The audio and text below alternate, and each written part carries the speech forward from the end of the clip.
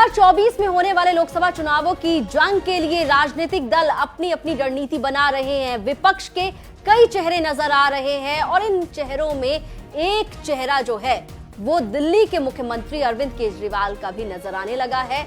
और इन अलग अलग चेहरों में विपक्ष के एक नया विपक्ष जो बन रहा है, जिसे थर्ड फ्रंट कह रहे हैं, वो विपक्ष अरविंद केजरीवाल के संग दिखने लगा है।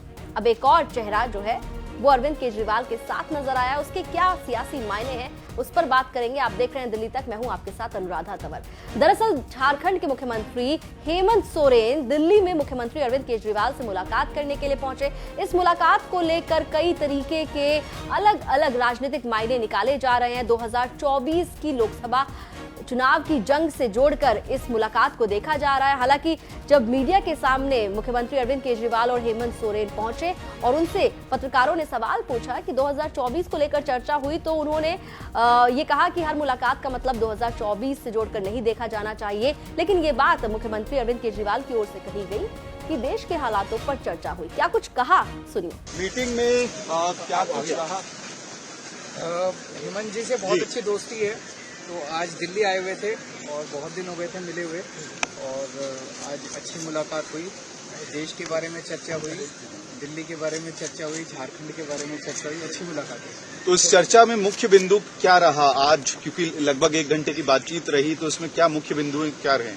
देश के बारे में जनरल चर्चा हुई, देश के हालात के बारे में चर्चा हुई। तो क्या 2024 के को लेकर भी चर्चाएं हैं? सारी चीजें 2024 के इर्द गिर्द नहीं होती।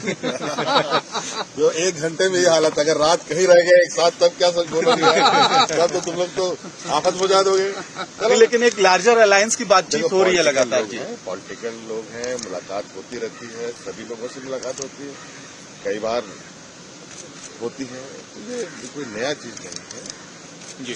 अभी और भी कई सारे इश्यूज हैं, जैसे पार्लियामेंट में लगातार अडानी समूह के मामले को लेके हंगामा हो रहा है, तमाम विपक्षी पार्टियां एक साथ दिख रही हैं। तो क्या इन इश्यूज को लेके भी कोई बियॉन्ड पार्लियामेंट चर्चा है?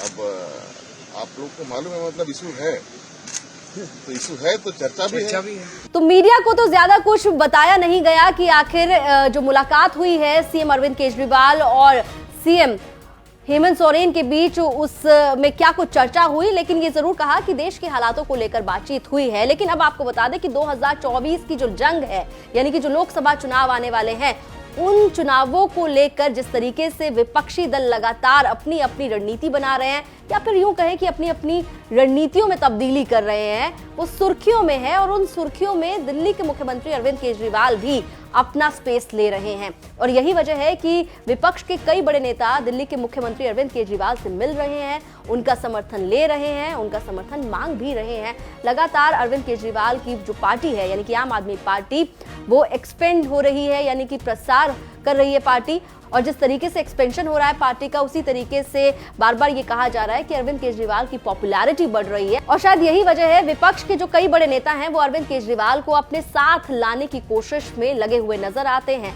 अब आपको ग्राफिक्स के जरिए बताते हैं कि आखिर किस किस तरीके से और कौन कौन से वो नेता हैं जिनके साथ अरविंद केजरीवाल पिछले कुछ समय में नजर आए हैं, और उनके मायने सीधे तौर पर 2024 में होने वाले लोकसभा चुनावों से जोड़कर निकाले जा रहे हैं। तमिलनाडु के सीएम एमके स्टालिन ने मुख्यमंत्री अरविंद केजरीवाल को अपनी नई शिक्षा नीति के प्रोजेक्ट्स के लॉन्च पर बुलाया।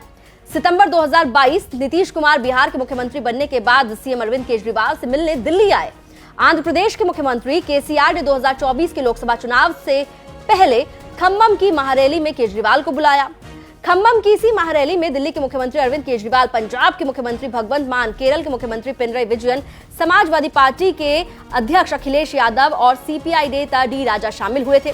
झारखंड के सीएम हेमंत सोरेन भी केजरीवाल से मिलने दिल्ली आए। तो नए विपक्ष की भी एक नई तस्वीर जो है वो दिखने लगी है, और शायद इसी वजह से इस तस्वीर को थर्ड फ्रंट का नाम भी दिया जा रहा है। और इस थर्ड फ्रंट की तस्वीर में दिल्ली के मुख्यमंत्री अरविंद केजरीवाल की भूमिका काफी महत्वपूर्ण मानी जा रही है। और शायद यही वजह है कि केसीआर की जो महारैली खम्मम में हुई थी, जिसमें विपक्ष के कई बड़े नेताओं को शामिल किया गया था, उसमें अरविंद केजरीवाल की जो मौजूदगी थी वो काफी महत्वपूर्ण रही। और उसी महारैली में दिल्ली के मुख्यमंत्री अरविंद केजरीवाल ने 2024 के लोकसभा चुनावों में जनता से अपील की कि अब बदलाव की बारी है।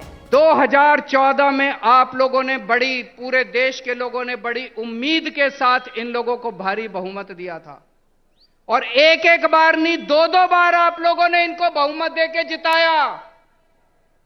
लेकिन अब देश बदलाव मांग रहा है। लोगों को पता चल गया कि ये लोग देश बदलने के लिए नहीं आए, ये केवल और केवल देश बर्बाद करने के लिए आए हैं। 2024 का चुनाव आपके लिए एक मौका है। अब 10 साल हो गए, और कितना इंतजार करेंगे?